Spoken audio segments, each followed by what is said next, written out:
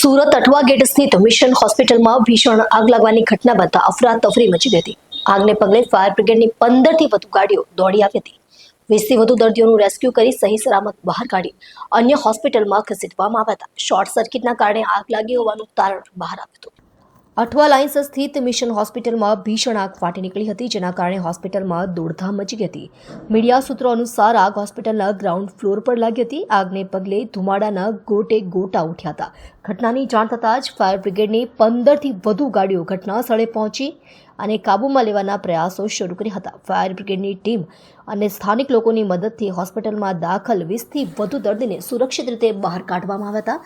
આગ ફેલાવાના કારણે અને વધુ ધુમાડાના કારણે બચાવ કામગીરીમાં પણ મુશ્કેલીનો સામનો કરવો પડ્યો હતો, પરંતુ પાણી અને ફોમનો ઉપયોગ કરીને આગ પર કાબૂ મેળવવામાં સફળતા મળી હતી। આગનું ચોક્કસ કારણ હજુ સ્પષ્ટ થયું નથી, પરંતુ પ્રાથમિક તપાસમાં શોર્ટ સર્કિટના કારણે આગ લાગી હોવાનું તારણ કાઢવામાં આવ્યું છે।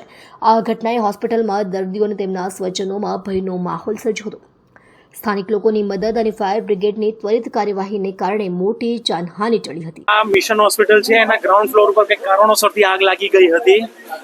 પરિસ્થિતિને ધ્યાને રાખતા 10 થી 12 ગાડીઓ ઘટના સ્થળ ઉપર મોકલવામાં આવી હતી। ગ્રાઉન્ડ ફ્લોર ઉપર કંઈક સર્વર રૂમ અને એક્સરે રૂમની બાજુનો કોઈ રૂમ છે, એની અંદર ફાયર હતું।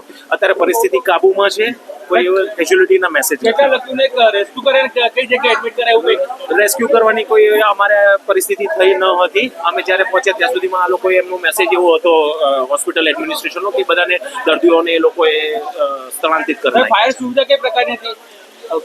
ઇન્સ્ટોલેશન જોવા મળેલા છે, ફાયરના ઇક્વિપમેન્ટ જોવા મળેલા છે, પણ હવે એમાં શું ક્ષતિ રહી ગયેલી છે અમે તપાસ કરી। સામેથી કઈ પ્રકારે કાર્યવાહી કરાશે? હવે તો ઉપરના એડમિનિસ્ટ્રેશનમાં અમે ચર્ચા કરીને આગળની કાર્યવાહી કરીશું। કંટ્રોલમાં આગનો જે મેસેજ મળ્યો હતો એ અનુસંધાને સ્થાનિક પોલીસ બંદોબસ્તમાં નીચે આવી ગયેલી હતી। ફાયર બ્રિગેડની ટીમ પણ અહીંયા પહોંચી ગયેલી છે સમયસર, અને ફાયરની ટીમ દ્વારા ચેક કરતા હોસ્પિટલમાં જે નીચે સ્ટોર રૂમ આવેલો છે એમાં એમના જણાવ્યા મુજબ કદાચ શોર્ટ સર્કિટના કારણે આગનો બનાવ બન્યો હોય એવું પ્રાથમિક તબક્કે જણાવ્યું છે।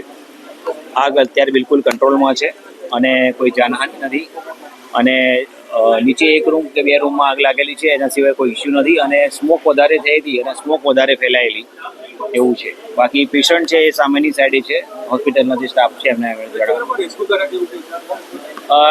સ્ટાફ જે સામેની સાઈડ છે એટલે એમણે જે શિફ્ટ કરવા યોગ્ય લાગે છે, કારણ કે અત્યારે જે લાઇટને બંધ કર્યું છે એટલે એમણે પેશન્ટ શિફ્ટ કરી દેશે। હાલમાં તો અત્યારે આગ ઓલવેલી છે, ફાયરની ટીમ ચેક કરી અને પછી માહિતી આપશે।